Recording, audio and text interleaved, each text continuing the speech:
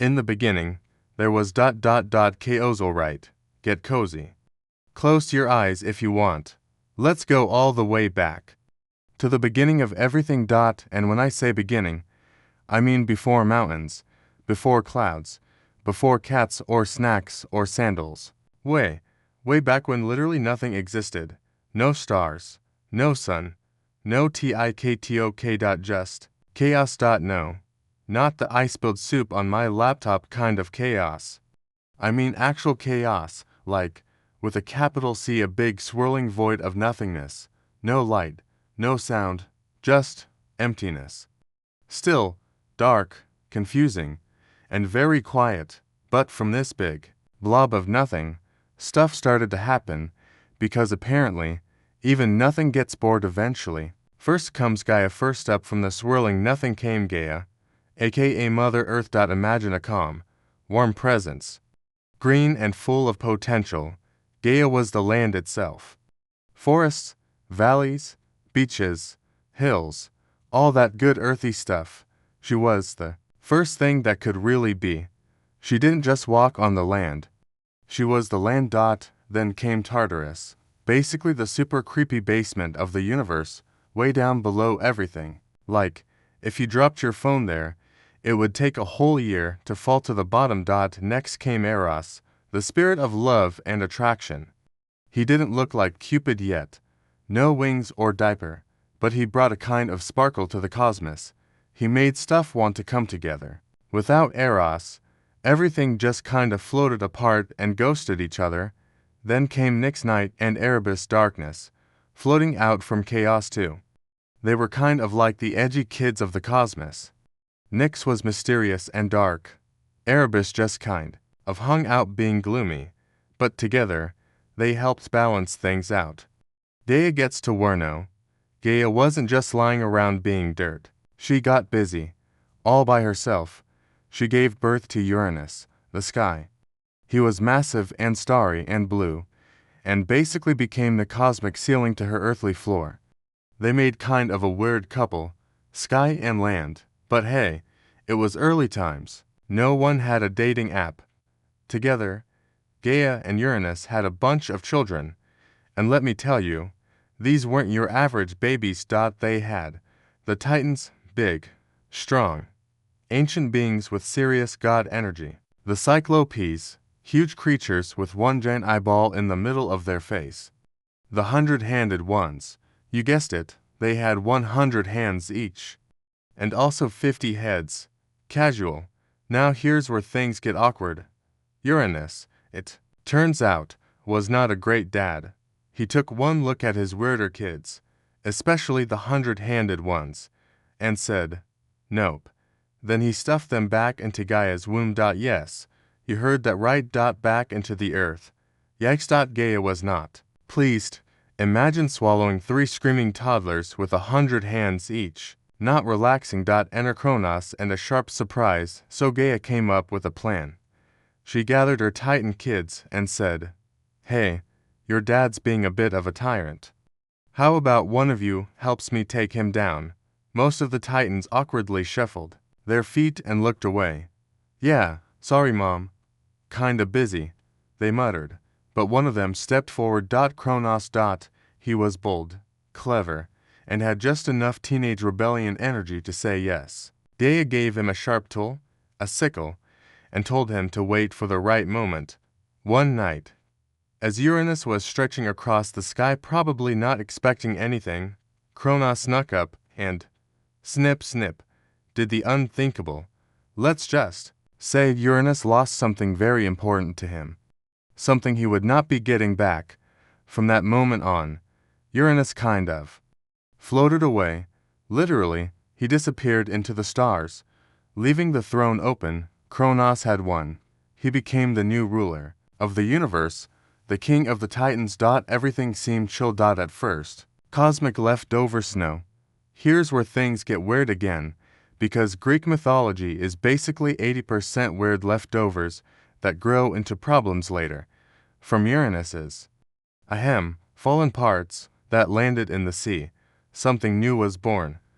Goddess. Aphrodite. She floated out of the ocean foam, fully grown and stunning, with perfect hair and zero trauma allegedly. She would later become the goddess of love and beauty, and cause lots of chaos in her own sparkly way. But we'll get to her later. Also, from Uranus's spilled blood on the earth came the Urinaise, the Furies, spirits of vengeance, the giants and the Malaya, tree spirits basically. Every dramatic drop of sky blood turned into something strange. Gaia, as always, just kept going with it. Kronos rules, and Wariso now Kronos is king. He's got power, respect, a big beard, but deep down, he's nervous. Why? Because before Uranus vanished, he muttered a prophecy. He told Kronos, "One day, your child will overthrow you, just like you did to me." Classic Greek drama. The prophecy trap. So Kronos did what any paranoid, slightly evil ruler would do. Every time his wife, Rhea, had a baby, Kronos swallowed it. Yep. One by one.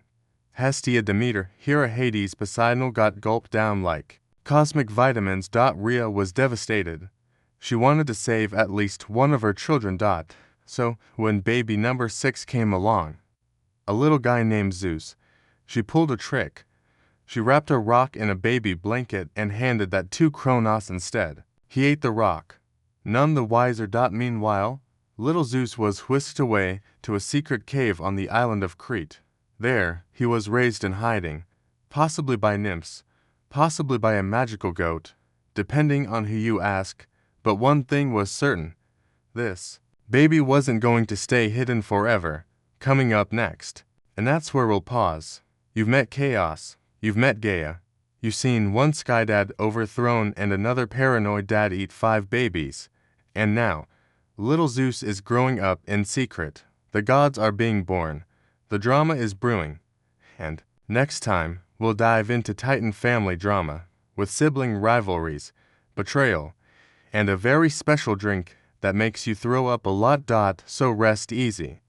The cosmos is chaotic, but you're in bed, safe and warm. See you in the next chapter. Titan family drama. Right, you're tucked in, the world is quiet. Time for more ancient family chaos. Last time, we left off with Kronos ruling the universe after doing, let's just say, some very questionable surgery on his own dad. Uranus, he became king of the cosmos, married his sister Rhea. The gods were really into that, and started having babies. But, like any paranoid ruler with a prophecy hanging over his head, he handled things badly. Let's talk about it. Kronos the baby gobbler. So here's Kronos, chilling on his big golden throne, looking all important, but in the back of his mind, he's haunted by what his dad said right before being dethroned. One of your children will do to you what you did to me. Double quotes yikes. Instead of going to therapy or just being a decent parent, Kronos decided the best solution was to eat his kids. Yep. The moment Rhea gave birth to a baby, Kronos would smile, swaddle it, and pop it in his mouth like a grape. Crunchy. Maybe, we don't ask. Here's the baby menu so far. Hestia, goddess of the hearth, gulp. Demeter, goddess of the harvest, gulp. Hera, goddess of marriage, gulp. Hades, god of the underworld, extra gulp. Poseidon, god of the sea, gulp with a splash. Rhea, not happy, understandably. 5 children gone, all swallowed whole by their own dad. This was less father of the year and more cosmic cannibal. So by the 6th pregnancy, Rhea had had enough. The old switcheroo hen Rhea gave birth to baby Zeus. She pulled off a legendary trick. She handed Kronos a tightly wrapped bundle. It looked like a baby. It was warm like a baby. It even smelled like one probably. But it wasn't a baby. It was a rock, a big OL stone, wrapped up in soft cloth. Kronos didn't even check. He just opened his mouth and crunch. Baby problem solved, he thought. Meanwhile, Rhea secretly sent the real baby Zeus far, far away to a hidden cave on the island of Crete. There, he grew up safe, surrounded by magical goats, friendly nymphs, and probably 0 dads eating their kids. A major improvement. How to raise a secret god. So Zeus was raised in hiding. Some myths say he was nursed by a magical goat named Amalthea, who gave him divine milk. Others say nymphs rocked him to sleep with lullabies and sweet ambrosia. Whatever the details, Zeus grew up strong and handsome, and kind of cocky, which would become a running theme. As he got older, Rhea finally told him the truth. Hey, sweetie, funny story. Your dad swallowed all your siblings. You're our last hope. And Zeus, to his credit, didn't freak out. He just nodded and said, "Cool, let's fix that. Time for a rescue mission." Cronus's special smoothies couldn't just run in and start swinging lightning bolts. He didn't have any yet. So he went undercover, snuck into Cronus's court, disguised as a humble cupbearer. Just some guy pouring drinks. Nothing to see here. But he brought a little something extra to one of those drinks, a potion. Some myths say it was made by Metis, the goddess of wisdom, who would later become Zeus's first wife and, awkwardly, part of his brain. This potion wasn't poisonous. It was more like a magical laxative. Zeus served it up with a smile. Cronos drank it. And then ... bler ... he vomitd ... hard ... but instead of last night's ambrosia, out popped Hestia, Demeter, Hera, Hades, Poseidon. Grown, perfect hair. Not even slightly digested. Just slightly annoyed. Imagine burping up 5 adult children after years in your stomach. That's Greek mythology for you. The Titanomachi. War of the gods know that Zeus had his siblings back. It was time for war. Olympians versus Titans. It wasn't a short fight. It lasted 10 years. That's longer than most people keep their gym memberships. Here's the lineup.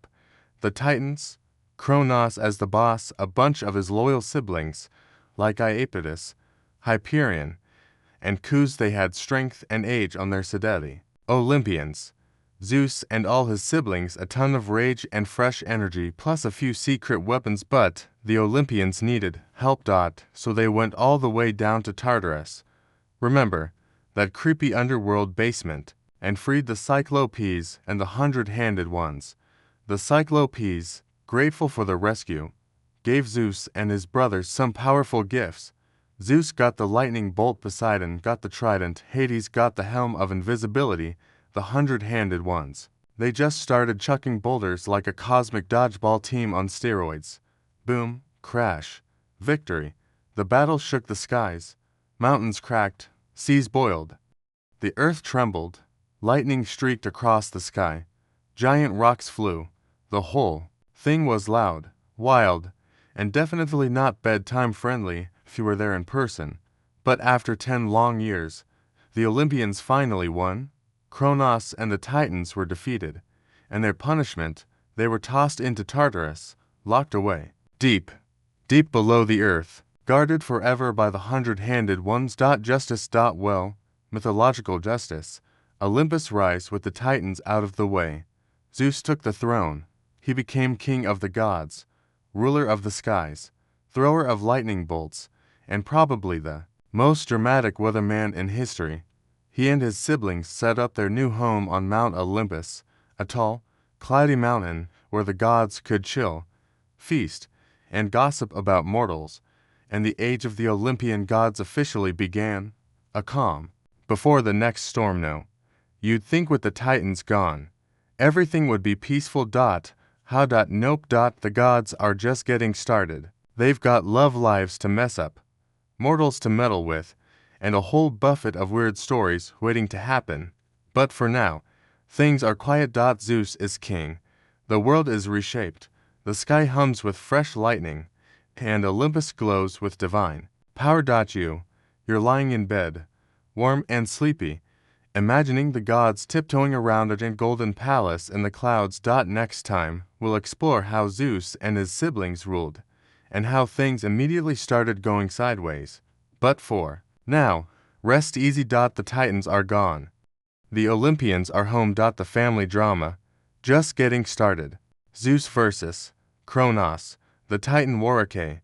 You're cozy, your pillows fluffed, Let's head back into the myth zone. When we left off, Zeus had pulled off one of the oldest tricks in the godly book. Make your dad drink a vomit potion and then start a full-scale rebellion, classic bedtime story stuff. But now it's time for the big event, the main event, the cosmic showdown known as the Titanomachi, aka the War of the Titans. If you thought the family drama was over, oh no, we're just getting to the loud part. It all starts with a sneezy, okay? Not really a sneeze. But it might as well have been. Zeus had freed his brothers and sisters from Cronus' stomach. Hades, Poseidon, Hera, Demeter, and Hestia. They were grateful, powerful, and also seriously tired of being swallowed. And they weren't planning to just move on. They wanted justice, payback, a chance to throw rocks and lightning and flex their shiny new divine muscles. So they all got together and said, "Let's start a war. A really big one." Zeus nodded. Cool. Two sides of the same immortal coin. Here's how the teams looked. Team Olympians. Zeus. Young, bold, lightning bolts at the ready. Poseidon. Trident guy, master of the sea. Hades. Quiet, creepy, and already eyeing the underworld. Hera. Already giving side eyes and ready to rule. Hestia and Demeter. Calm but not afraid to throw down. Teen Titans. Kronos. Still smug. Still full of regrets and bad parenting. Iapetus. Hyperion. Zeus, Crius, and a few other loyal Titan brothers, possibly fueled by bitterness, nostalgia, and protein shakes. Battlefield. The whole earth, mountains cracked, oceans boiled, the sky shook like a giant was snoring. And then came the thunder. 10 years of chaos. This war wasn't quick. No weekend skirmish. It lasted 10 full years. Imagine living through 10 years of angry gods throwing flaming boulders and yelling about honor every day. For a decade, things weren't going great for the Olympians at first. The Titans were older, bigger, and kind of terrifying. Kronos knew what he was doing. Sort of. At least, he thought he did. But Zeus had a plan. It involved calling in some very weird backup, freeing the underground freak squad. Remember the 100-handed ones? You know, the giant creatures with 100 hands and 50 heads each. The ones Kronos had stuffed into Tartarus long ago because he thought they were too weird. Well, turns out they were perfect for a war like this. Zeus snuck down into the depths of Tartarus, unlocked their chains, and said, "Hey, wanna throw rocks at my dad for 10 years? The 100-handed ones looked at each other, cracked their knuckles, all 100 of them, and said, "Heck yeah." Also along for the ride, the Cyclopes, giant, one-eyed builders and blacksmiths. They were grateful too and wanted to help. As a thank you, they handed out some seriously OP weapons. Zeus got the lightning bolt, the original shock therapy. Poseidon got the trident, great for stirring oceans or seafood pasta. Hades got the helm of invisibility, perfect for surprise attacks and avoiding social events. Suddenly, the Olympians had the upper hand. Or, like, 300 hands, if you count the 100-handed ones. The final clash with new weapons and new friends. The Olympians went all in. Zeus hurled thunder from the sky like a DJ dropping bass. Poseidon slammed his trident into the sea, sending waves across the land. Hades crept around invisibly, spooking Titans left and right. Meanwhile, the 100-handed ones were in full chaos mode, hurling boulders the size of castles, juggling trees, probably screaming for no reason. The Titans fought back hard. Kronos was no pushover. His army was massive, and his ego even bigger. But slowly, steadily, the Olympians started to win. And then, boom! Zeus struck Kronos with a massive bolt of lightning. Game over. Welcome to Tartarus. Population. Titans with Kronos defeated and his army scattered. The Olympians didn't just let them go. Nope. They threw the Titans into Tartarus, the deepest, darkest pit of the underworld. It was like the universe's maximum security prison, and guarding the door, the 100-handed ones, the very creatures Kronos had once locked away, were now the jailers. Karma delivered. Some titans were spared, like Oceanus, who stayed out of the war, and Prometheus, who you'll meet later, he's the fire guy. But Kronos and his pals, banished. Forever. Zeus becomes king and the others get jobs with the war over. The Olympians looked around and said, well, what now? So they split up the universe like roommates assigning chores. Zeus got the sky, thunder, lightning, clouds, eagles, dramatic speeches. Poseidon got the sea, waves, storms, fish, occasional croc and duty. Hades got the underworld, ghosts, shadows, afterlife paperwork, land, the mountains, all that in-between stuff. That technically belonged to Gaia, Mother Earth, but the gods all shared it, kind of like a common backyard. Mount Olympus became the hangout spot, a magical, misty mountain in the sky, full of golden palaces, nectar fountains, and infinite drama. Zeus was now officially king of the gods.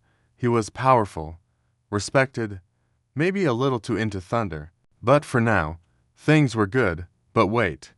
The threat isn't over, of course. This being Greek mythology, peace doesn't last.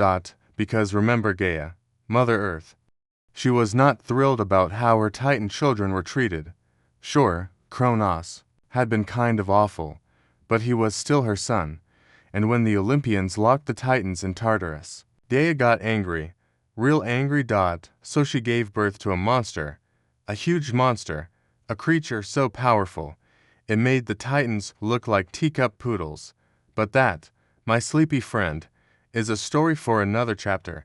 For now, rest easy. So, to recap before you drift off, Zeus freed his siblings from their dad's digestive system. He started a 10-year cosmic war. He unleashed a crew of one-eyed giants and multi-handed chaos monsters. He won, became king, and got his own mountain palatial in a decade's work. Now the Titans are gone. The Olympians are in charge. The world is reshaped, and you're lying in bed, warm and safe, while gods hurl lightning across your dreams. Next time, we'll meet the Olympian gods, all 12 of them, each with their own personalities, weird habits, and divine responsibilities. But for now, just breathe deep, close your eyes, and imagine the clouds of Mount Olympus drifting gently overhead. Meet the Olympian gods. Are comfy, right? Good, because now that Zeus and his siblings have taken over the universe and banished the Titans to Tartarus, it's time to meet the new team in charge. These are the Olympian gods, the main crew of Greek mythology, the ones who ruled from their misty golden palace on Mount Olympus, where the air smelled like nectar, drama, and probably burnt offerings. Let's meet the squad. Zeus, king of the gods. First up, the boss man himself. Zeus, god of the sky, thunder, lightning, weather, and, well, pretty much everything. He carried a lightning bolt, wore a lot of flowy robes, and loved making dramatic speeches while clouds swirled around him. Zeus was powerful, charismatic, great hair. He also had a very complicated love life. More on that in a later chapter. He ruled Olympus like a CEO with mood swings. 1 minute, he was wise and noble. The next, he was hurling thunder at someone who forgot to pray. Classic Zeus. Hera, queen of the gods. Next up, Zeus's sister and wife. Yep, Greek gods really did that. Hera was the goddess of marriage, women, and childbirth. She wore a crown, walked like royalty, and had the kind of side eye that could shatter glass. She was loyal, but also super jealous, especially since Zeus was constantly, well, cheating. A lot. Most of Hera's stories involve her punishing Zeus's girlfriends or their kids. She once turned a woman into a cow just for flirting with him. That's commitment. Hera wasn't always warm and fuzzy, but she kept Olympus running and took her job as queen very seriously. Poseidon, god of the sea. Meet Poseidon, Zeus's brother and the ocean's main character, with a big beard, a mood like a storm, and a fancy 3-pronged trident. Poseidon ruled the sea, earthquakes, and horses. Yeah, horses. Don't ask. He lived in a shiny palace under the sea, complete with coral chandeliers and dolphin butlers. Probably, Poseidon was powerful but cranky. If you forgot to worship him properly, boom, floods, shipwrecks, or a new island rising out of nowhere. He had a bit of a temper, but also a soft side. Sometimes, Hades, god of the underworld, the last of the three brothers, Hades, he got the short end of the stick. Literally. While Zeus got the sky and Poseidon got the sea, Hades ended up with the underworld. He ruled over the dead, but he wasn't evil. Just serious, quiet, kind of introverted, like the goth kid of Olympus. Hades wore a dark cloak and carried a scepter, and he had a helm of invisibility. He also had a giant three-headed dog named Cerberus, who was actually a pretty good boy. He wasn't super social, rarely left the underworld, but when he did, you knew something big was going down. Demeter, goddess of the harvest next. Up is Demeter, goddess of grain, farming, and seasons. She was chill, nurturing, and loved growing stuff. Farmers adored her. Wheat was kind of her whole thing. She kept nature running smoothly, crops growing, seasons changing, flowers blooming. But if she got upset, famine. One time her daughter disappeared, we'll get to that later, and Demeter got so sad that she made winter happen. Yes, she invented winter out of pure mom grief. That's powerful. Hestia, goddess of the hearth, last of the original 6 Olympians, is Hestia, goddess of home, fire, and the hearth. She's quiet, peaceful, a little overlooked. Honestly. While the other gods were out starting wars and turning people into animals, Hestia just kept the fire going. Literally, her flame was at the center of every Greek home and temple. People loved her, but she wasn't flashy. No scandals, no drama, just warmth and comfort.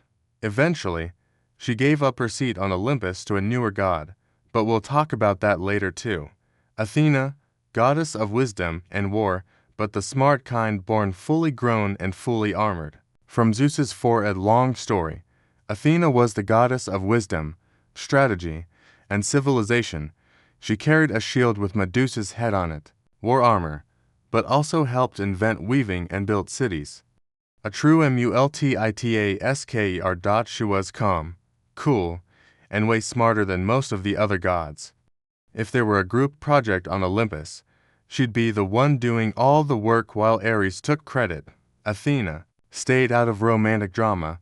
Unlike most of her family, she was focused, fierce, and very into owls. Apollo, god of the sun and also music and everything else. Apollo was the golden boy. Literally. He was the god of light, music, poetry, healing, archery, and prophecies. Basically, every creative subject in school. He had flowing blonde hair, a lyre, and a glow like he just come back from a spa. He also drove the sun across the sky every day. No pressure. Apollo had talent, charm, and also a bunch of messy relationships. He had crushes that usually ended badly, but hey, he wrote great music about it. Artemis, goddess of the moon and the hunt. Apollo's twin sister, Artemis, was the opposite of drama.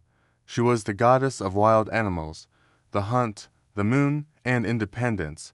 She wore a short tunic, carried a bow, and traveled with a pack of nymphs and deer. Artemis didn't do love stories.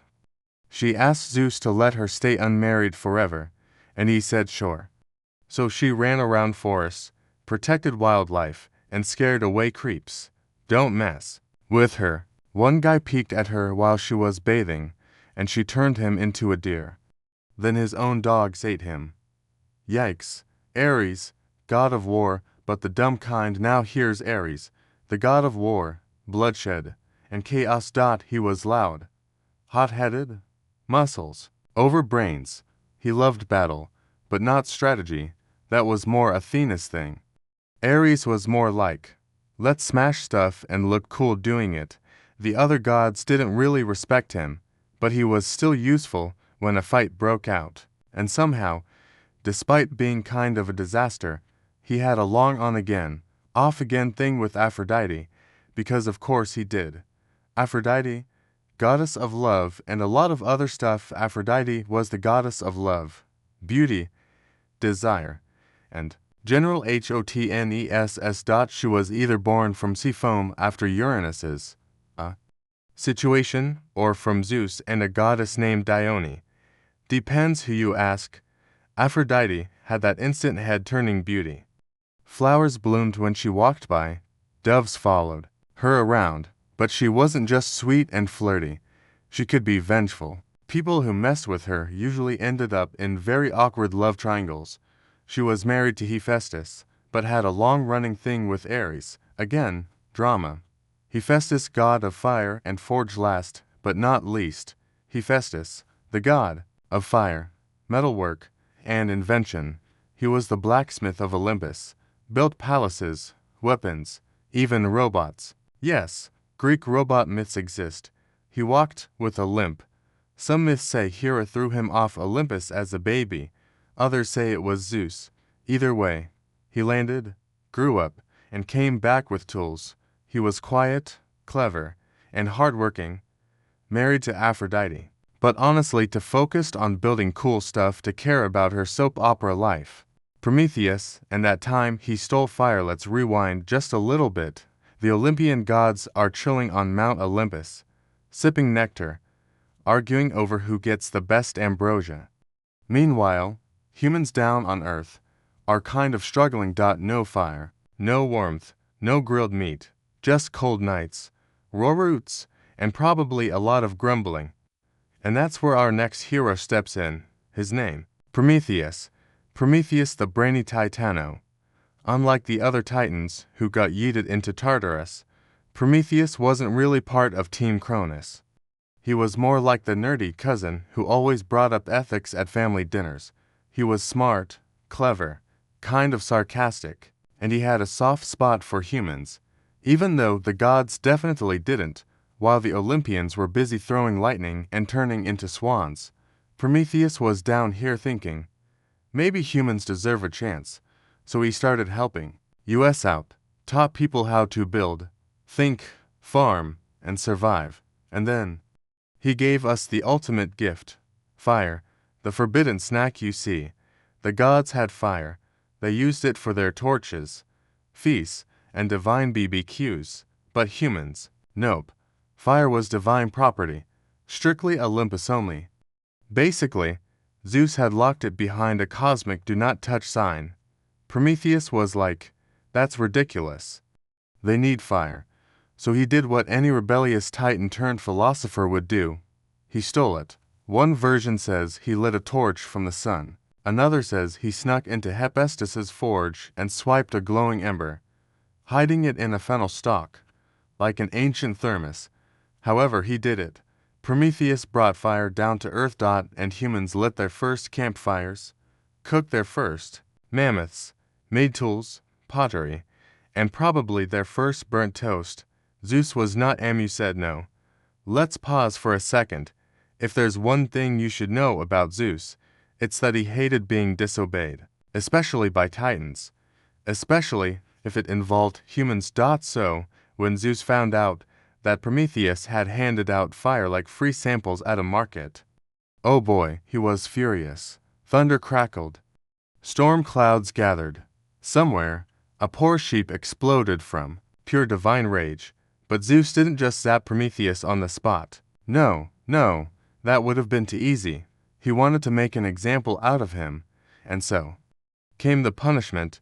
Chained for eternity. Zeus ordered that Prometheus be chained to a rock, high up in the snowy Caucasus Mountains. No cozy cave, no magical cell, just a freezing cliff, rusty chains, and very bad vibes. And every day, a giant eagle, one of Zeus's own, would swoop down and eat Prometheus's liver. Ouch. Now, here's the twist. Prometheus was immortal. So every night, his liver would grow back. And the next day, the eagle came back. Every single day. Forever. This was Zeus-level petty. A divine overreaction. Maybe, but also very on-brand. Prometheus, symbol of rebellion. Promise became a symbol, not just of pain, but of defiance. He gave fire to humans, knowing full well it would get him in trouble. But he did it anyway. In Greek myths, and even in later stories, like in literature and philosophy, Prometheus represents the guy who stands up to power. The one who says, "Nope, this isn't right." He was the original rebel, the bringer of light, the liverless legend, and eventually, he got rescued. But we'll come back to that. Because Zeus had another plan in mind, a plan involving a woman, a jar, and way too many problems. Enter Pandora, the first woman. So now Zeus is still mad, but this time, he decides to get sneaky. If Prometheus was helping humans, then Zeus would give them a gift. One that would look sweet, but secretly make everything worse. Enter Pandora. She was the first woman ever created by the gods, shaped from clay, given life by Athena, dressed by Aphrodite, and blessed or cursed with charm, curiosity, and beauty. Zeus presented her to the humans like, "Surprise. You're welcome," but he also gave her a mysterious jar. Yes, it was originally a jar, not a box. Thank a mistranslation for that, and told her, "Whatever you do, don't open this," which, of course, meant she absolutely would. Pandora's jar of doom. So picture it. Pandora, living with her new human husband, Epimetheus, Prometheus's not-so-bright brother, trying to be good, but the jar sat there, tempting her, whispering to her, "Open me." Eventually, she couldn't take it anymore. She cracked the lid, just a tiny bit, and boom! Out came all the evils of the world: pain, disease, suffering, jealousy, war, taxes, mosquitoes, that one neighbor who never returns your shovel. It all spilled out and swept across humanity like a cosmic horror movie. Pandora slammed the jar shut, but it was too late. Everything had escaped, except for one thing. The thing left behind, hope. At the very bottom of the jar, there was one tiny spirit still inside. Hope. Some say Pandora let it out, others say she kept it locked inside. But either way, the story ends on a slightly less depressing note. Yes, humanity now had pain, sadness, and awkward family dinners, but we also had hope, a little spark that helped us keep going, even when life got hard. Time to rest, so let's zoom out. Prometheus gave us fire, the light, the warmth, the start of civilization. Zeus punished him with a liver-pecking eagle, then gave us Pandora, the beautiful disaster with a jar, full of trouble. And yet, through all the chaos, humans kept going, kept building, learning, cooking, burning dinner, falling in love, because we had fire, and we had hope. Not bad for a bedtime myth. Next up, get ready to meet the Greek heroes, the half-gods, monster slayers, and overachievers who definitely peaked in high school. But for now, close your eyes, the fire's still glowing. The night is calm. And the eagle, well, he's off duty until sunrise. Greek heroes, why, they were all kinda extra. Okay, you've got the gods on Mount Olympus, making drama out of everything. You've got humans, finally figuring out fire and farming. And you've got Zeus, still mad about basically everything. Now it's time to meet the stars of every Greek bedtime story, the heroes. And let's just say, they were not low-key people, half-god, half-mess. Greek heroes were kind of like ancient celebrities, famous, dramatic, and always caught in the middle of something ridiculous. Most of them were demigods, meaning one parent was divine, Zeus being Zeus, and the other was human. That combo gave them super strength, big egos, a lot of tragic backstories. They were brave, they were bold, and they were so extra, they turned a walk to the market into an epic journey with monsters, curses, and at least one broken prophecy. Let's meet a few. Hercules, aka Heracles, the muscle guy. First up, Hercules, or as the Greeks called him, Heracles, son of Zeus and immortal woman. Hercules was basically the strongest guy in the mythological gym. He could wrestle giants, punch lions, and carry the world on his shoulders. But emotionally, let's just say he had some things to work through.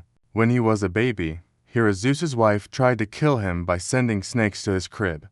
He casually strangled them with his tiny baby fists. Later, under a Hera-induced madness, he made a tragic mistake. To atone, he was given a brutal assignment, the 12 labors. These were not normal chores. We're talking slaying the Nemean lion with skin too tough for weapons, cleaning the Augean stables, which were filled with literal centuries of poop, capturing the Cyrenian hind, a sacred deer faster than your Wi-Fi, and fighting the Hydra, a snake monster that grew to heads every time you cut one off. Hercules did all of it, with biceps, and probably a lot of yelling. Jason and the Argonauts. Group Project Chaos next. We've got Jason, the guy who went on a quest to find the Golden Fleece. To do this, he gathered a team of Greek all-stars, the Argonauts. Think of them as the original Avengers, but with sandals and lyres. Jason's adventure was packed with fire-breathing bulls, enchanted skeleton warriors, a dragon guarding the fleece, and a powerful sorceress named Medea, who helped him succeed and also, later, made things very complicated. Jason got the fleece, but let's just say his love life ended up on a few ancient do-not-date lists. Odysseus, the smart one. Odysseus wasn't the strongest, but he was probably the cleverest. He's the guy from the Odyssey, and he just wanted to get home after the Trojan War. Easy, right? Nope. He ended up on a 10-year detour full of angry gods, man-eating cyclopes, singing sirens, trying to crash his ship, a witch who turned his crew into pigs, and a very patient wife back home. Odysseus used tricks and brains to survive, like calling himself nobody to confuse a monster, and hiding in a giant wooden horse during the Trojan War. Yes, that Trojan horse. He might have invented the idea of just winging it. Perseus had collector. Then there's Perseus, son of Zeus and a mortal woman again. Classic Zeus. Perseus was tasked with slaying Medusa, the snake-haired lady whose gaze turned people into stone. Most people would say, yeah, no thanks, but Perseus, armed with a shiny shield for reflection, winged sandals for speed, and a magical sword, said, let's do this. He flew in, avoided eye contact like a champ, chopped off her head, and used it later as a mythological pepper spray whenever someone gave him trouble. Efficient. Theseus, the labyrinth guy. Theseus is famous for killing the Minotaur, a half-man, half-bull beast trapped in a maze. To get to the center and back out again, he used a ball of string. Yes, this is where we get the term Ariadne's thread. Smart move, but then he kind of forgot to signal to his dad that he was alive. His dad saw the wrong sails and jumped off a cliff in grief. So, not a perfect ending, but still, monster defeated, maze conquered, hero status unlocked. Why so dramatic? Greek heroes were always doing the most. They weren't just strong, they were flawed. They got angry, they made mistakes.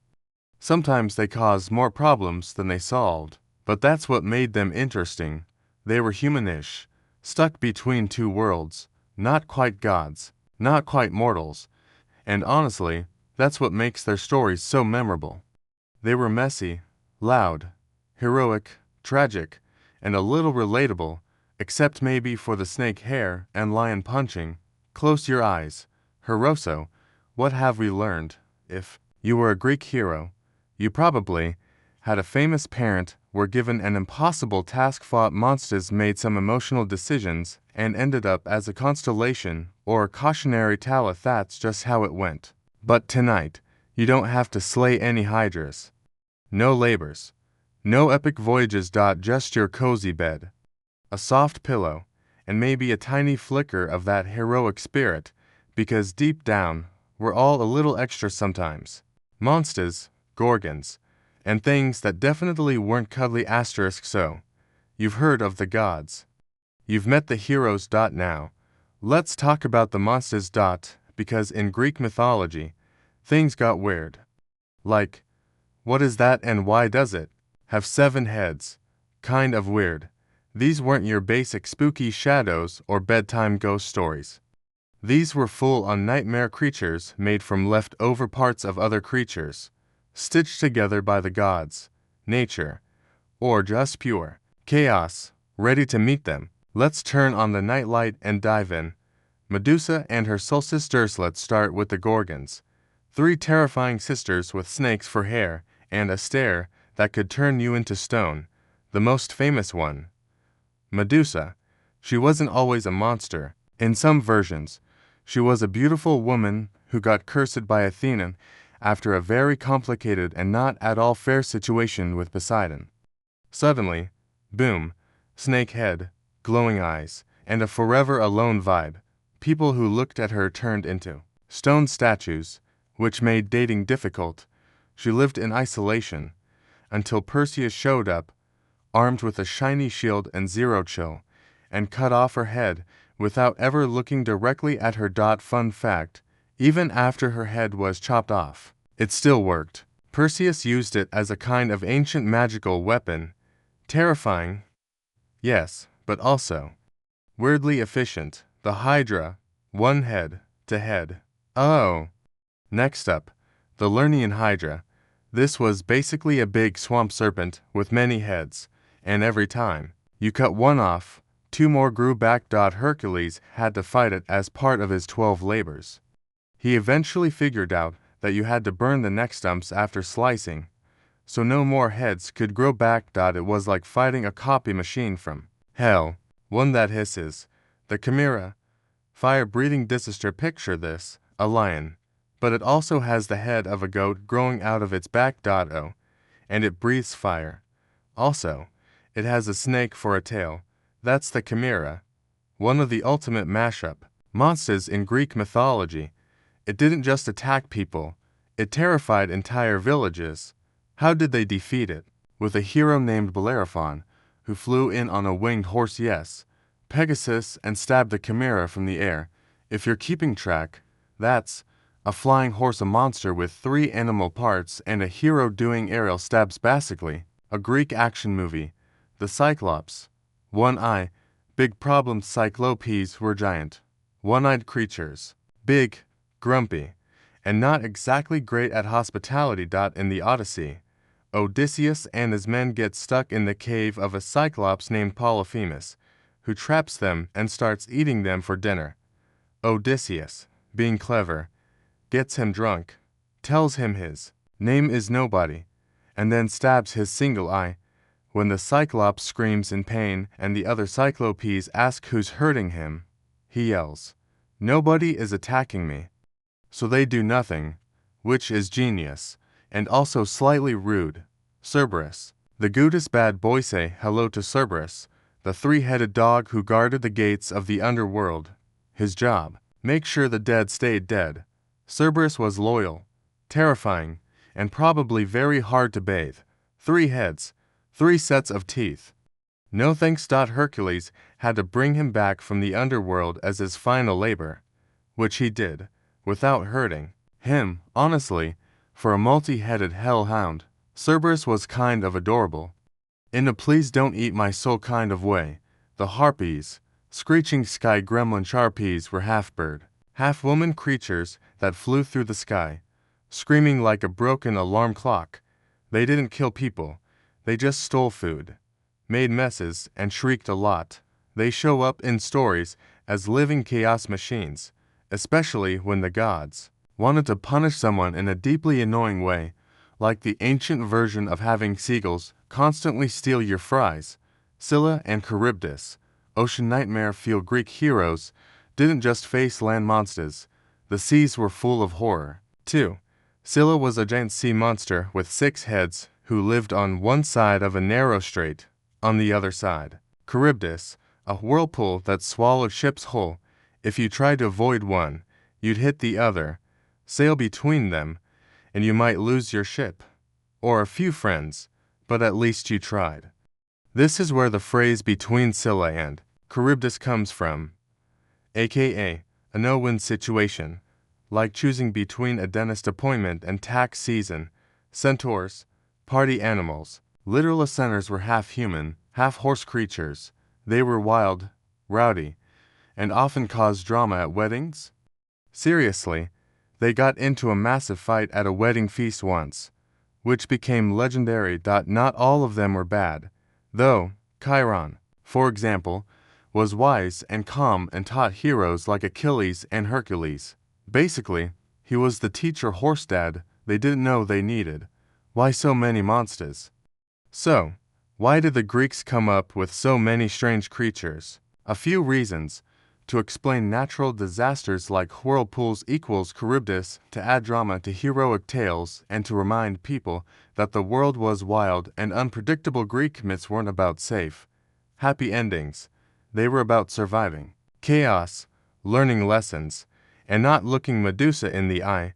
The monsters made everything more intense and more memorable. Love, jealousy, and why nobody should date a god.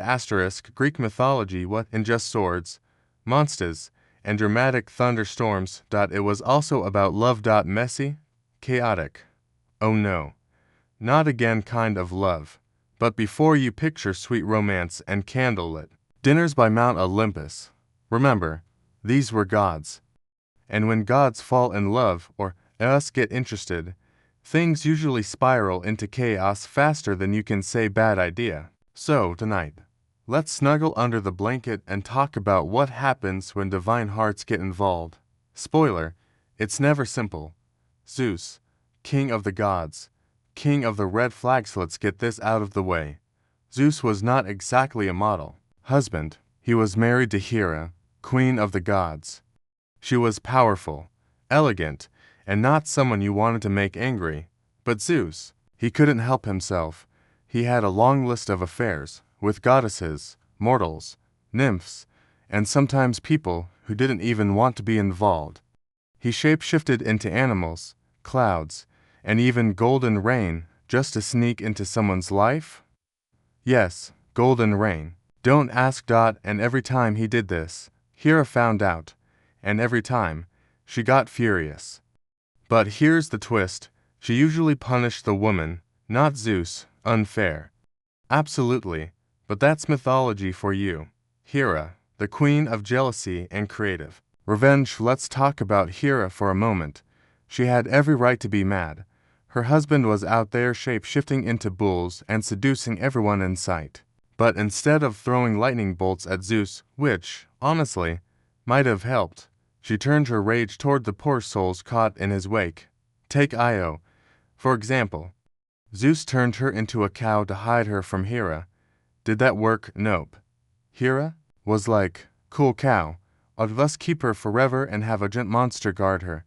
Then there was Semele, a mortal woman who was tricked into asking Zeus to reveal his true god form, which, spoiler alert, instantly vaporized her. Hera didn't mess around. She was smart, powerful, and deeply devoted to her role as queen. But her jealousy made her one of the most feared goddesses on Olympus. Aphrodite, love goddess. Drama Magneta, yes. Aphrodite, goddess of love, beauty. And oops, I caused a war again. She was born from sea foam. Don't think too hard about that. And wherever she went, people fell in love, but her own love life, a mess. She was married to Hephaestus, god of blacksmithing, quiet, clever, and hardworking. But Aphrodite wasn't exactly faithful. She had a long-running affair with Ares, god of war, total bad boy energy. One day, Hephaestus set a trap, caught them in the act, and dragged all the other gods in to laugh at them. Embarrassing? Yes, but did they stop? Nope. Aphrodite also got involved in a little thing called the Trojan War by promising the most beautiful woman in the world to a random guy named Paris. The problem? That woman, Helen, was already married. Ups! Eos, morning goddess. Terios, the goddess of dawn, had a thing for handsome young mortals. She once fell for Tithonus, a beautiful prince. She asked Zeus to make him immortal so they could be together forever. Sweet. Right. Except she forgot to ask for eternal youth. So Tithonus kept aging. Forever. He became old and frail and shriveled up. Still alive, still talking, but basically just dust in a toga. Eventually, Eos locked him in a room so she didn't have to hear him mutter about the good old days. Love hurts. Narcissus and Echo. When love Ain't mutual no let's talk mortals. Echo was a nymph cursed to only repeat what others said. She fell in love with Narcissus, a guy so beautiful he couldn't stop staring at himself. She tried to tell him she loved him, but could only echo his words. He ignored her. She faded away until only her voice was left. Meanwhile, Narcissus got stuck staring at his own reflection in a pond, until he literally wasted away and became a flower. So yeah, maybe don't fall in love with yourself. Eros, the original Cupid with more chaos. Eros, aka Cupid, was the mischievous god of desire. He'd shoot you with a love arrow and suddenly you'd fall head over sandals for the next person you saw. He once accidentally hit himself and fell in love with a mortal named Psyche. But he had to keep his identity secret. She wasn't allowed to look at him. Eventually, she did of course, and everything went south. But after many trials, they ended up together. One of the rare happy endings in Greek mythology. Still, lesson learned. If a magical boyfriend tells you not to peek, maybe don't. Why is divine love so messy? Greek myths don't show love as peaceful or perfect.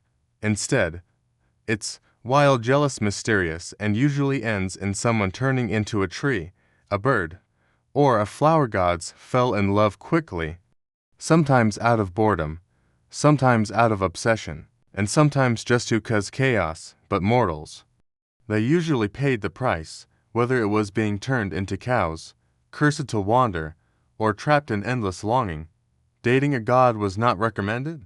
Wrath of the gods. When immortals lose their cool. Okay. So, we've seen the gods fall in love. Badly. But now, let's see what happens when they get angry. Spoiler alert, it's worse. Because when gods get mad, they don't just yell or slam a door. No, they send plagues, storms, and giant snakes. Sometimes they turn people into animals, or drop a mountain on their heads. Greek gods were not known for their emotional regulation. So, pull the blanket up and get comfy, because tonight we're entering the stormy world of divine temper tantrums. Don't anger the gods. There were two basic rules in Greek mythology. Don't insult the gods. No. Seriously, don't insult the gods. But humans being humans, they kept doing it anyway. One famous example. Niobe.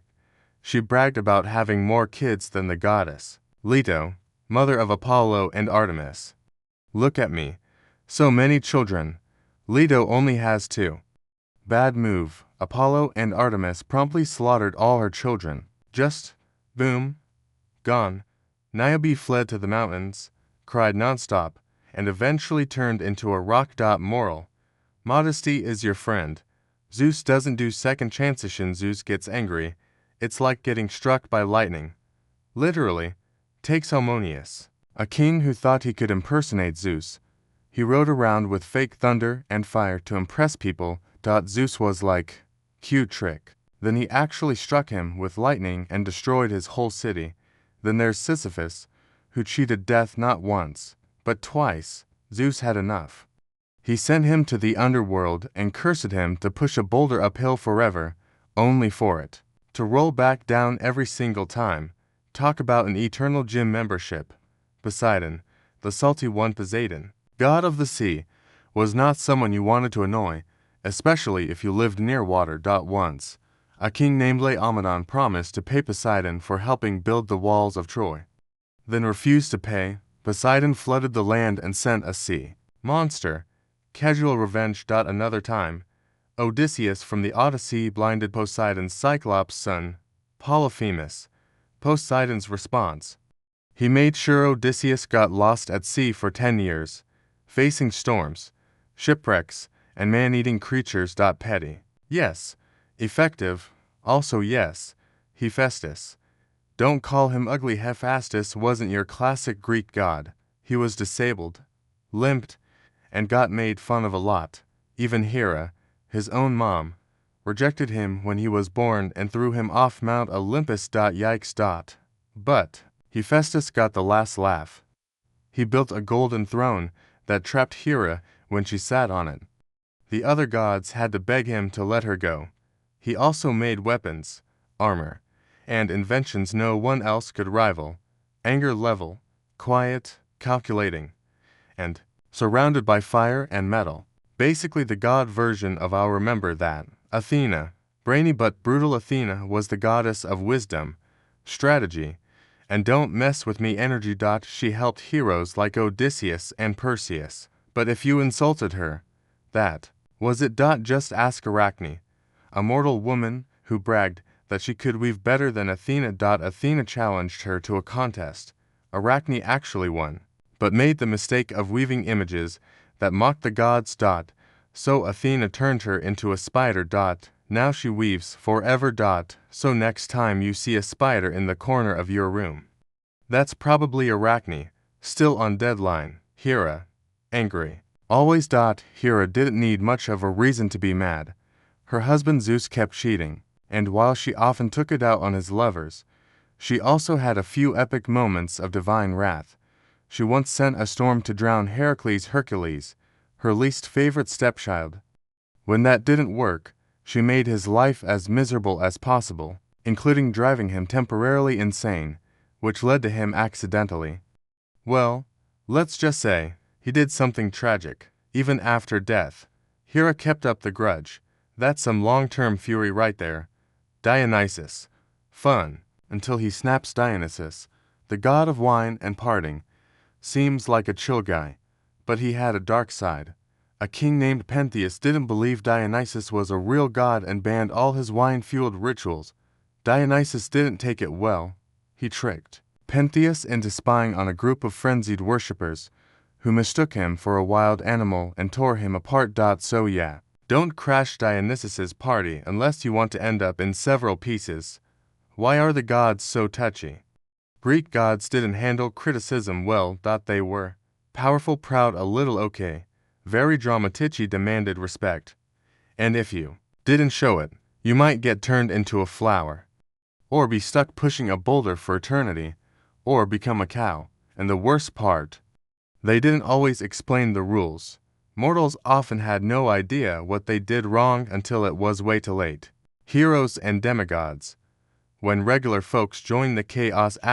So, you've heard about the gods.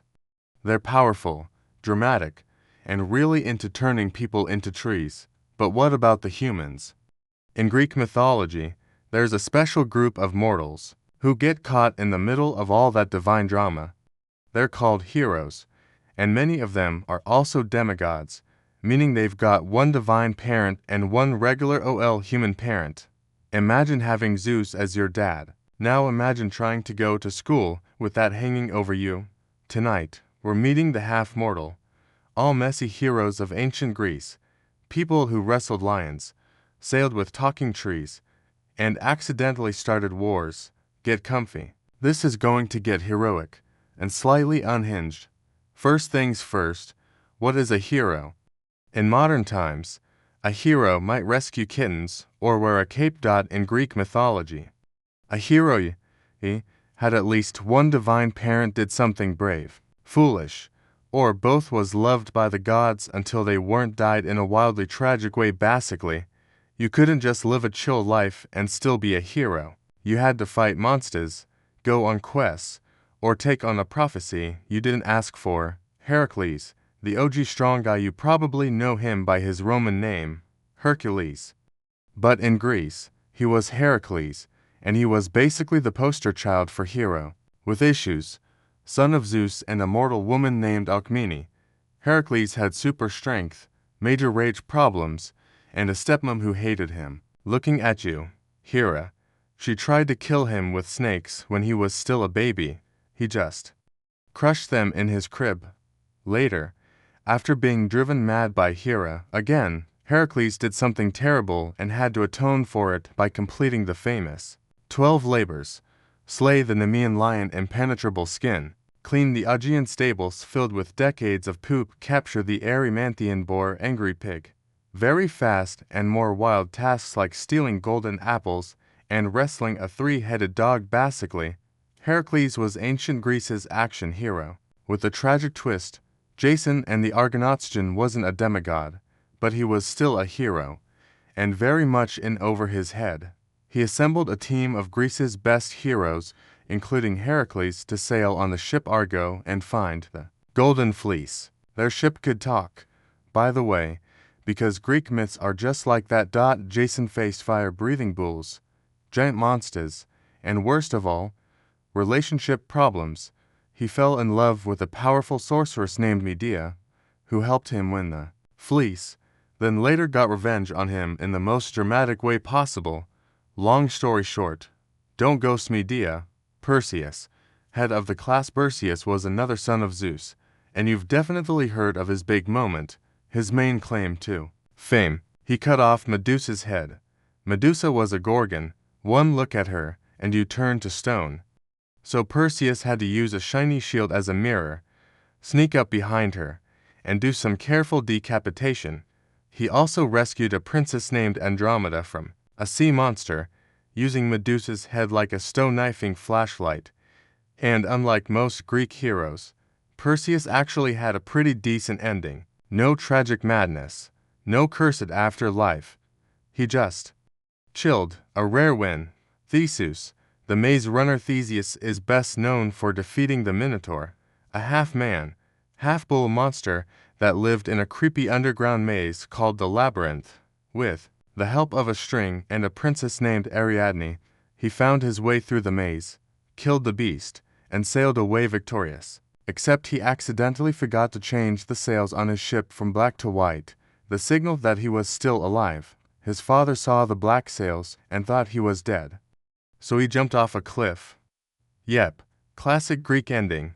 Odysseus, the clever one. Not all heroes were known for muscles.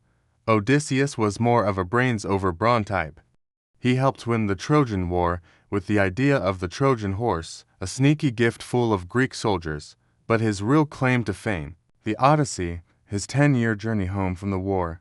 Along the way, he blinded a cyclops, escaped singing sirens, visited the underworld, got trapped by a nymph for 7 years, and made Poseidon extremely grumpy. Eventually, he made it home. Barely. Odysseus had a sharp mind and a sharp tongue, a dangerous combo in mythology. Achilles, the moody war machine. No Greek hero list is complete without Achilles. He was a demigod. His mother was a sea goddess, and she dipped him in the river Styx as a baby to make him invincible. Except for the spot she held him by his heel. Achilles fought in the Trojan War, was basically unbeatable, and also had the mood swings of a soap opera character. When his best friend Patroclus was killed, Achilles went full berserker mode. He even fought a river. Eventually, he was shot in the heel by Paris with some divine help and died. Hence the term, Achilles' heel, your one weak spot. Why heroes are so messy. Greek heroes weren't always noble or kind. They were brave, yes strong, usually, but also impulsive, flawed, and tragically They made big mistakes. They suffered a lot, and their lives were shaped by fate, prophecy, and the occasional ticked-off god. But that's what made them relatable. They weren't perfect. They were just trying to survive divine chaos, like us trying to survive Mondays. The Trojan War, love, lies, and very bad decisions. Alright, picture this. You're a god, hanging out at a wedding. Everyone's dressed in flowing togas, sipping nectar, talking about who turned whom into a goat last week. And then someone shows up uninvited and tosses an apple into the crowd labeled to the fairest. Boom. Instant drama. That's how the Trojan War, one of the most iconic stories in Greek mythology, kicked off. Not with a mighty battle, but with a petty argument at a divine party. Tonight, we're diving into a war that lasted 10 years, involved angry gods, epic duels, and one very famous wooden horse. So snuggle in. It's about to get mythically messy. The apple that started it. Let's rewind to a fancy wedding on Mount Olympus. The marriage of Peleus and Thetis, parents of Achilles. All the gods were invited, except Eris, goddess of discord. Classic mistake. To get revenge for being snubbed, Eris tossed a golden apple into the party. It said, to the fairest. Naturally, Hera, Athena, and Aphrodite all reached for it. And just like that, the goddesses were in full mean girls mode. The judgment of Paristo settled the who's the fairest debate. Zeus smartly stepped back and made a mortal decide. That mortal was Paris, a Trojan prince who just wanted a quiet shepherd life. Instead, three powerful goddesses showed up and bribed him. Hera offered power, Athena offered wisdom and battle glory. Aphrodite offered the most beautiful woman in the world. Paris picked Aphrodite. Big mistake.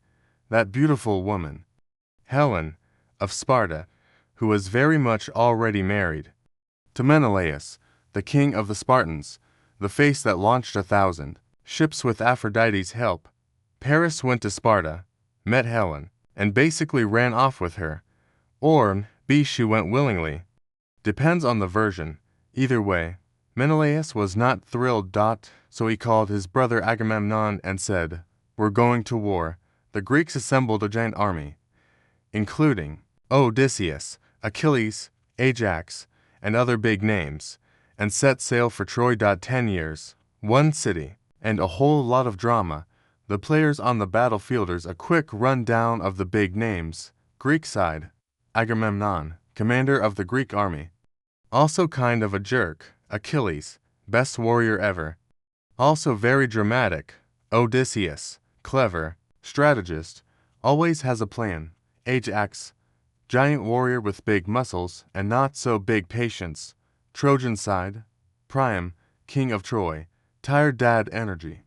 Hector, his noble warrior son, loved by all.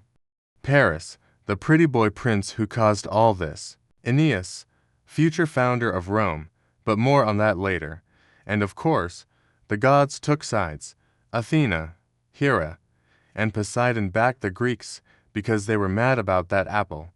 Aphrodite, Apollo, and Artemis backed the Trojans. Achilles, mood swings. At one point, Achilles got into a fight with Agamemnon over a woman, naturally, and refused to fight. He just sulked in his tent while the war dragged on. This gave the Trojans a fighting chance, especially Hector, the honorable prince warrior of Troy.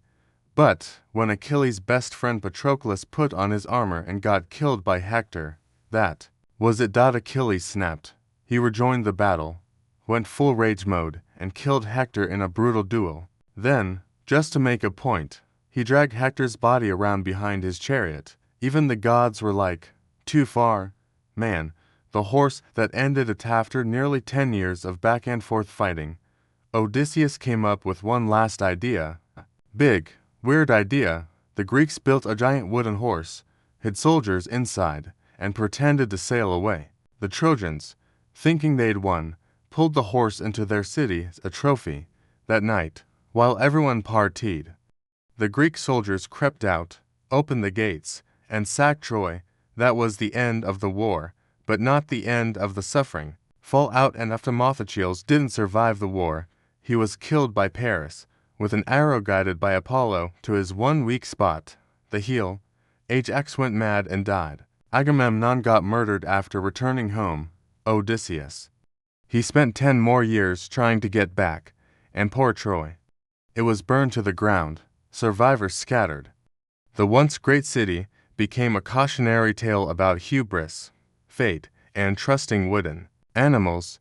Why the Trojan War still echoes the Trojan War in just one story. It's a whole mythical universe. Love and betrayal, pride and vengeance, loyalty, prophecy, and bad decision making. It's about what happens when mortals and gods mix too closely, and when personal grudges turn into world-shaking battles. It's also where we get famous phrases like Trojan horse, something that looks harmless, but isn't Achilles' heel. Your one big weakness, the face that launched 1,000 ships, for someone really, really hot. Odysseus and the Odyssey, the longest trip home ever. Alright, you survived the Trojan War. You fought, cried, watched a giant wooden horse destroy a city, and now you just want to go home. Maybe take a hot bath, hug your dog, sleep in your own bed, but if your name is Odysseus, home is still 10 years away. Yep, 10 more years, because apparently, surviving one mythological mess wasn't enough. This is the story of the Odyssey, a chaotic, cursed. Sees a journey filled with monsters, magic, and a whole lot of bad luck.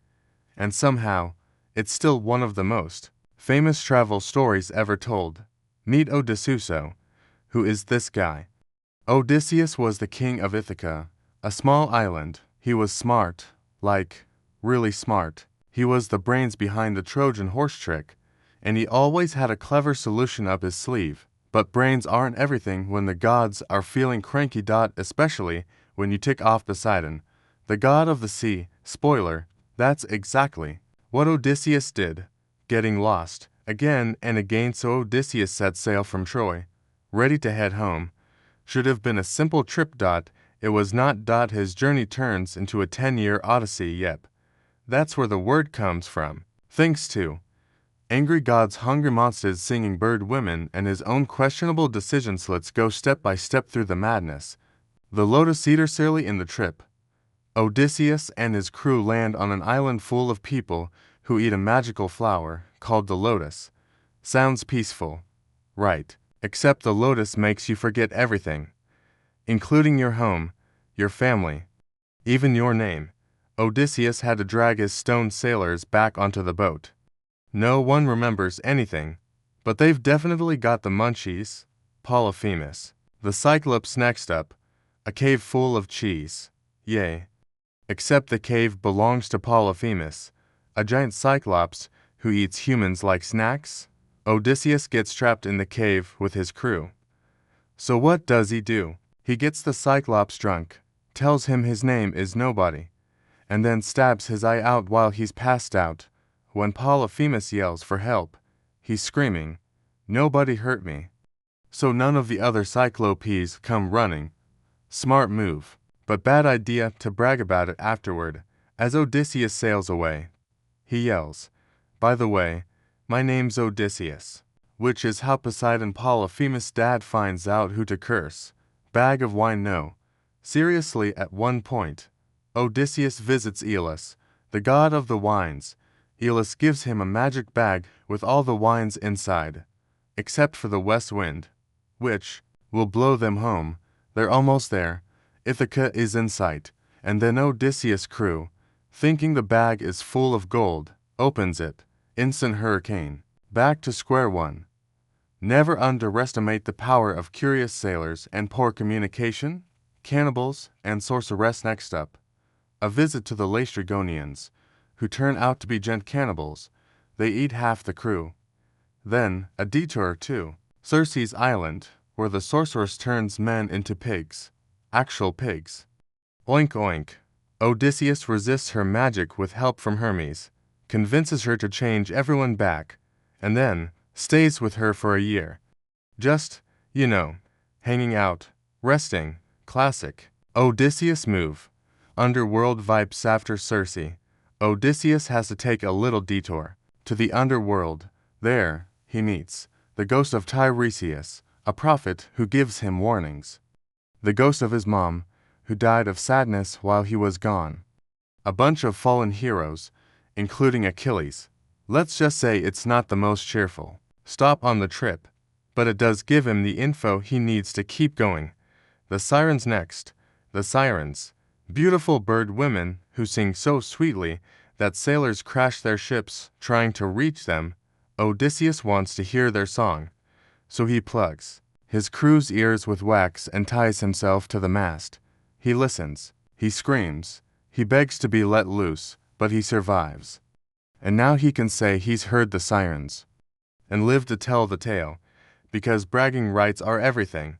Scylla and Charybdis. Now comes a real between a rock and a hard place situation. On one side, Scylla, a sea monster with 6 heads. On the other, Charybdis, a giant whirlpool. No way around it. So Odysseus sails close to Scylla, loses 6 men, and keeps going. Sad, but strategic. The sun god's cursed cows. Odysseus explicitly tells his men not to eat the sacred cows of Helios, the sun god. They do it anyway. So Helios gets mad. Zeus strikes their ship with lightning. Everyone dies except Odysseus. You'd think he'd be getting close to home now, right? Nope. Calypso, island time. Phorevrides washes up on the island of Calypso, a beautiful nymph who falls in love with him. She keeps him there for 7 years. He's basically a hot, sad, bearded prisoner. Eventually, the gods step in and tell Calypso to let him go. She agrees, but it takes divine intervention to finally get Odysseus back on the sea. Home at last, Kind Odysseus finally lands in Ithaca. It's been 20 years, but home and exactly peaceful. Everyone thought he was dead. His wife, Penelope, has a palace full of pushy suitors trying to marry her. His son, Telemachus, is basically running the place alone. So Odysseus dresses as a beggar, sneaks in, strings his old bow, and kills all the suitors. Then he reunites with Penelope. She's skeptical until he describes their bed, which was carved from a tree. Only the real Odysseus would know that. Cute tears, hugs, maybe a nap. Odysseus and the Odyssey, the longest trip home ever. Alright, you survived the Trojan War. You fought, cried, watched a wooden horse destroy a city, and now you just want to go home. Maybe take a hot bath, hug your dog, sleep in your own bed.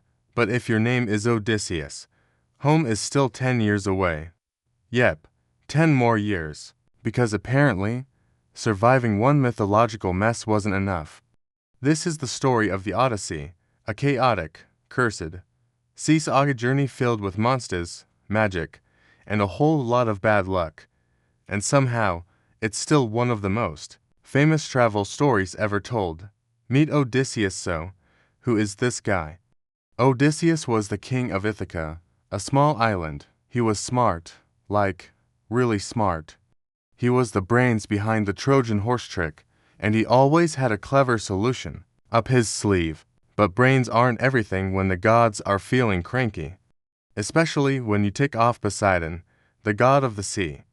Spoiler, that's exactly what Odysseus did, getting lost again and again. So Odysseus set sail from Troy, ready to head home. Should have been a simple trip. It was not. His journey turns into a 10-year odyssey. Yep, that's where the word comes from. Thanks to angry gods, hungry monsters, singing bird women, and his own questionable decisions. Let's go step by step through the madness.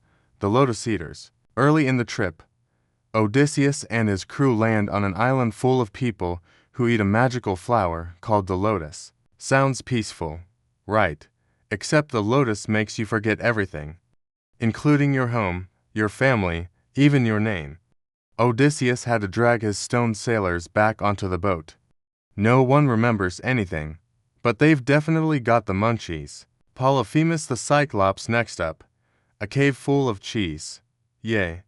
Except the cave belongs to Polyphemus, a giant cyclops who eats humans like snacks. Odysseus gets trapped in the cave with his crew. So, what does he do? He gets the cyclops drunk, tells him his name is Nobody, and then stabs his eye out while he's passed out. When Polyphemus yells for help, he's screaming, "Nobody hurt me," so none of the other cyclopes come running. Smart move, but bad idea to brag about it afterward. As Odysseus sails away, he yells, "By the way, my name's Odysseus," which is how Poseidon, Polyphemus' dad, finds out who to curse. Bag of wine. No. Seriously, at one point, Odysseus visits Aeolus, the god of the wines. Aeolus gives him a magic bag with all the wines inside, except for the west wind, which will blow them home. They're almost there. Ithaca is in sight. And then Odysseus' crew, thinking the bag is full of gold, opens it. Instant hurricane. Back to square one. Never underestimate the power of curious sailors and poor communication. Cannibals and sorceresses next up. A visit to the Laestrygonians, who turn out to be giant cannibals. They eat half the crew. Then, a detour to Circe's island, where the sorceress turns men into pigs. Actual pigs. Oink oink. Odysseus resists her magic with help from Hermes, convinces her to change everyone back, and then stays with her for a year, just, hanging out. Resting. Classic Odysseus move. Underworld vibes after Circe. Odysseus has to take a little detour to the underworld. There, he meets the ghost of Tiresias, a prophet who gives him warnings, the ghost of his mom, who died of sadness while he was gone, a bunch of fallen heroes, including Achilles. Let's just say it's not the most cheerful stop on the trip, but it does give him the info he needs to keep going. The sirens. Next, the sirens. Beautiful bird women who sing so sweetly that sailors crash their ships trying to reach them. Odysseus wants to hear their song, so he plugs his crew's ears with wax and ties himself to the mast. He listens, he screams, he begs to be let loose, but he survives. And now he can say he's heard the sirens and live to tell the tale, because bragging rights are everything. Scylla and Charybdis now comes a reel between a rock and a hard play situation. On one side, Scylla, a sea monster with 6 heads. On the other, Charybdis, a giant whirlpool, no way around it. So Odysseus sails close to Scylla, loses 6 men, and keeps going. Sad, but strategic. The sun god's cursed cows. Odysseus explicitly tells his men not to eat the sacred cows of Helios, the sun god. They do it anyway, so Helios gets mad. Zeus strikes their ship with lightning. Everyone dies except Odysseus. You'd think he'd be getting close to home now, right? Nope. Calypso. Island time. Forever Odysseus washes up on the island of Calypso, a beautiful nymph who falls in love with him. She keeps him there for 7 years. He's basically a hot, sad, bearded prisoner. Eventually, the gods step in and tell Calypso to let him go. She agrees, but it takes divine intervention to finally get Odysseus back on the sea. Home at last. Kinda. Odysseus finally lands in Ithaca. It's been 20 years, but home ain't exactly peaceful. Everyone thought he was dead. His wife, Penelope, has a palace full of pushy suitors trying to marry her. His son, Telemachus, is basically running the place alone. So Odysseus dresses as a beggar, sneaks in, strings his old bow, and kills all the suitors. Then he reunites with Penelope. She's skeptical until he describes their bed, which was carved from a tree. Only the real Odysseus would know that. Cute tears, hugs, maybe a nap. The moral of the very long story: what did we learn? Never brag to a cyclops. Don't open mysterious bags. Don't eat sacred cows. And if you're going to travel by sea in ancient Greece, pack a lot of patience. Odysseus' journey home is basically one long "Are we there yet?" But it's also a story about loyalty, cleverness, endurance, and just refusing to give up, even when everything goes wrong. Coming up next, Chapter 13, Heracles, the not-so-friendly neighborhood demigods. Say the word when you're ready. Yes, ChatGPT, great. Let's dive into the next wild chapter of Mythology Bedtime Tales. Chapter 13, Heracles, the not-so-friendly neighborhood demigod. Word count, approximately 1080 tone. Chill, simple, bedtime style, lightly humorous. So you're half god, super strong, and known across the land for smashing monsters and completing impossible quests. Sounds like a pretty sweet gig, right? Well, not if your name is Heracles, aka Hercules in Roman mythology. Because being Heracles meant pain, tragedy, and a never-ending to-do list from the gods.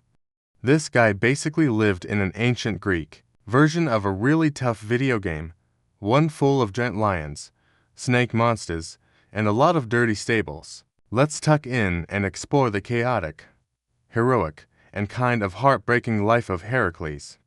The ultimate strong baby. Heracles was the son of Zeus and a mortal woman named Alcmene, which already meant drama, because remember, Hera, Zeus's wife, hated his loved children, and Heracles was no exception. Even as a baby, Hera tried to kill him by sending 2 giant snakes to his crib, but Heracles just sat up and strangled the snakes with his tiny baby hands.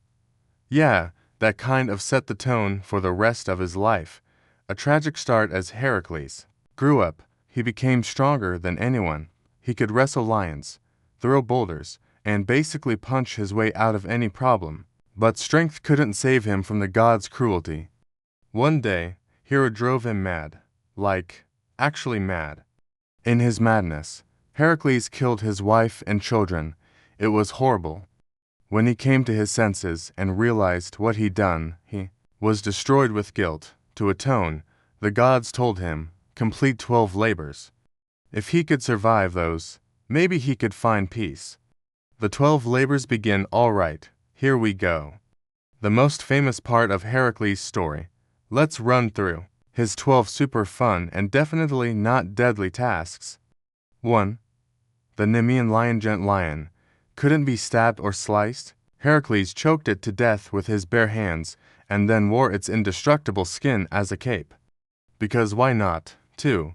The Lernaean hydra, a swamp monster with lots of heads. Cut one off, 2 more grow back. So Heracles got smart. He cut off each head while his friend Iolaus burned the stumps with fire. Victory, and a new fear of aggressive lizard neck spaghetti monsters. 3. The Cyrenian hind, a super fast, sacred deer that belonged to Artemis. Heracles chased it for a whole year. Eventually caught it without harming it. Even heroes have cardio days, I guess. 4. The Erymanthian boar, huge, angry pig, lived on a mountain.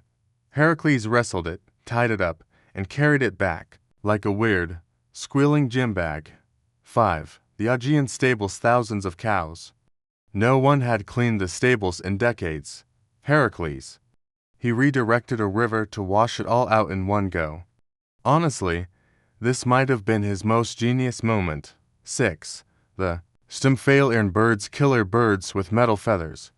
He used a magic rattle to scare them into the air, then shot them down, like angry, metallic pigeons from Greek hell. 7. The Cretan bull, big bull, angry bull, belonged to King Minos. Heracles wrestled it and shipped it home. The bull was not a fan. 8. The mares of Diomedes, these were man-eating horses. Yes, horses that ate people. Heracles fed Diomedes himself to the horses, that calmed them down. Hey. 9. The girdle of Hippolyta, this was a fancy belt worn by the queen of the Amazons. At first, Hippolyta offered it peacefully. But Hera stirred up trouble and a battle broke out. Heracles ended up taking the belt by force, not his proudest moment. 10. The cattle of Geryon. Geryon was a 3-bodied giant who lived far away. Heracles killed him, stole the cattle, and walked them home. Just another day in Mythland. 11. The apples of the Hesperides, golden apples, guarded by a dragon and some mysterious nymphs. Heracles tricked Atlas, the titan who holds up the sky, into getting the apples for him. Jason and the Argonauts, the world's worst boat trip. Boat trips. Sunshine, ocean breeze, a packed lunch, and your friends singing sea shanties, unless you're Jason, in which case your boat trip involves monsters, betrayal, angry gods, and a golden sheep. Yep, this chapter is about the Argonauts, a team of Greek heroes who joined Jason on a dangerous road trip by sea. Their goal, to steal the golden fleece and bring it back to Greece. Let's hop aboard the Argo and find out why this adventure was way more stress than it was worth. Jason's backstory, because everyone has one. Jason wasn't your average fisherman or sailor. He was royal, kind of. His father had once been king, but Jason's uncle Peleus took the throne. Classic family betrayal. When Jason grew up, he strolled back into town like, "Hey, that throne looks familiar. Can I have it back?" Peleus was like, "Sure, if you bring me the golden fleece," which sounds fair, until you realize the fleece is thousands of miles away, guarded by a never-sleeping dragon, and soaked in all kinds of magical danger. Still, Jason said, "Cool, I'll do it," because Greek heroes never say no to a bad idea. Building the Argo and gathering the Squadron had a ship built, the Argo, with help from the shipwright Argus and the goddess Athena. And then he assembled a team of absolute legends. This wasn't just a group of sailors, it was a dream team of Greek mythology. including Heracles, yes, that Heracles, Orpheus, the magical musician Atalanta, a fierce warrior woman Castor and Pollux, the twin fighters, and about 40 others, who all had a very special set of skills. Basically, this was Avengers, Ancient Greece edition. Off they go. With good vibes and probably not enough snacks, the Argonauts set sail. Immediately, they ran into trouble, storms, sea monsters, islands with weird curses. You name it. They helped a blind king named Phineas, who was being harassed by harpies, gross bird women that kept stealing his lunch. In return, he gave them directions past the clashing rocks, giant cliffs that smashed together like a deadly game of bumper cars. Using some smart rowing and timing plus a flying dove, they made it through. Barely. One near-death experience down, many more to go. Enter the Golden Fleece. Eventually, they reached Colchis, the land where the Golden Fleece was guarded. Here's the thing, the fleece was magical. It came from a flying golden ram and was hanging on a tree, guarded by a giant, never-sleeping dragon. Casual, the king of Colchis, said Jason could take it, if he passed a few simple tests, yoke to fire-breathing bulls, plow a field with them, plant dragon teeth, which would grow into armed warriors. Defeat those warriors. So, just a nice day of fiery farm work followed by zombie combat. Medea enters the chat. Jason would have died right there if it weren't for Medea. She was the king's daughter, and a witch, a very powerful one. She fell in love with Jason thanks to a little help from Aphrodite and decided to help him.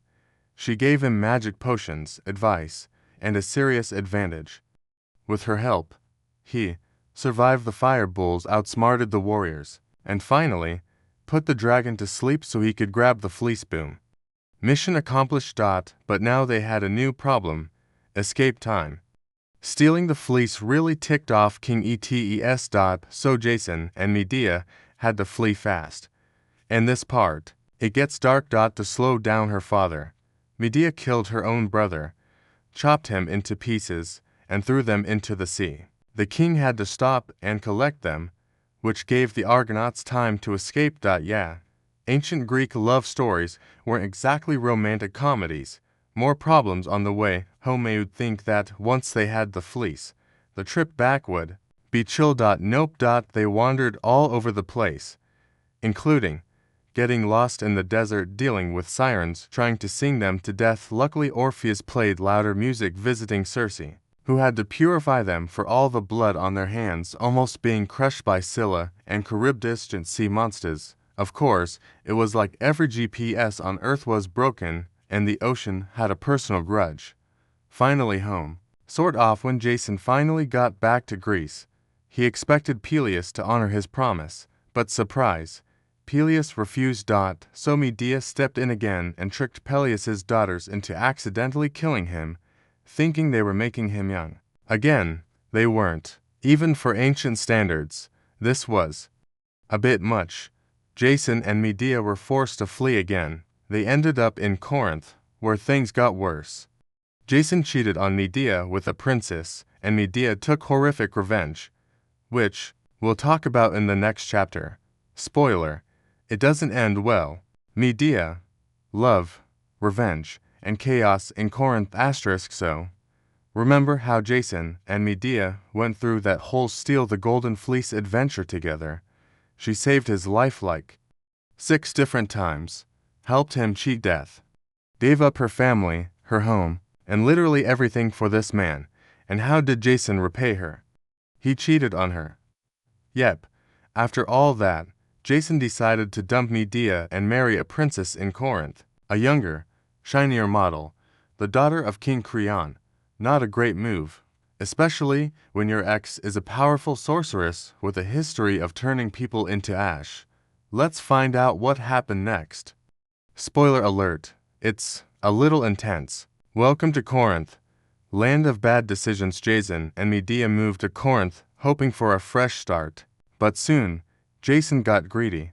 He thought marrying the Corinthian princess would give him more power and status. Never mind the part where he was already married to the woman who literally made him a hero. When Medea found out, She didn't just feel heartbroken, she felt betrayed. In Greek mythology, betrayal usually ends in flames. This one, it ended in one of the most famous revenge plots in history, Medea's rage. With a side of strategy, Medea could have turned Jason into a toad or summoned a tornado to throw him into the sea. But no, she planned something more creative. First, she pretended to accept the new marriage, acted like she was totally fine with Jason moving on. No hard feelings, she said, probably smiling in a terrifying way. Then she sent a gift to the princess, a beautiful robe and golden crown, very fancy, very cursed. The second the princess put them on, they burst into flames. The fire spread so fast that King Creon died trying to save his daughter. That's right, Medea didn't just ruin the wedding, she burned it down. Literally, the most tragic part. No, this next part is dark. No jokes here, just the tragic heart of Medea's story. She knew Jason would come after her. She knew he'd try to take their children away from her. And in a moment of fury and despair, she did the unthinkable. She killed her own children, not out of hatred, not because she didn't love them, but because she wanted to hurt Jason as deeply as possible, to take away the future he thought he'd have. It's one of the most devastating moments in all of Greek mythology. And to this day, people debate whether Medea was a monster or a victim pushed too far. Exit stage dragon. After everything, burned in every sense, Medea made her escape in style, on a chariot pulled by dragons. Yes, dragons. She flew off into the sky, like a tragic goddess of vengeance, leaving Jason stunned, heartbroken, and completely destroyed. And that, folks, is the end of their love story? Yikes. But why? So why include this story? Why end our Greek mythology journey here, on such a heavy note? Because Medea's tale is one of the oldest surviving tragedies from ancient Greece. It was made famous by the playwright Euripides, who wrote it over 2,400 years ago. It's raw, it's uncomfortable, but it's also incredibly human. It shows how powerful love can turn into something dangerous, how betrayal can twist people into something unrecognizable, and how even the strongest heroes can be brought down by their own choices. What happens next? Well, for Jason, it's all downhill. He lived a sad, broken life after Medea left. Eventually, he went back to the rotting ship Argo, sat under its old hull, and a beam fell off and crushed him. That's how he died. No epic battle, no heroic ending, just crushed by his own ship. Poetic, in a very Greek way. As for Medea, some myths say she fled to Athens, others say she became immortal and flew across the world, still riding her dragon chariot. Either way, her story didn't end in chains. It ended in fire and flight, the final word on Greek mythology. And just like that, we've reached the end of our journey through Greek mythology. We've met gods who throw lightning bolts, mortals who try to cheat death, monsters with way too many heads, and heroes who always seem to have family issues. We've seen the chaos of creation, the drama of the Olympians, the rise and fall of tragic heroes, and the unforgettable twists of ancient love. And revenue Greek mythology is messy, it's full of contradictions, but that's what makes it so deeply human. Even when the characters are flying on dragons or turning people into trees, their emotions are real. Love, jealousy, pride, fear. It's not just about gods and monsters, it's about what it means to be alive, to make choices, and to deal with the consequences. And that's why people still read these stories today, thousands of years later. Now close your eyes. As you drift off to sleep tonight, think of Mount Olympus, the stars above, the sea below. The endless stories that swirl between them. Greek mythology may be ancient, but it's never truly gone. It lives on in every whisper of the wind, every flicker of firelight, and every bedtime story that makes you wonder, what if? Sweet dreams, hero.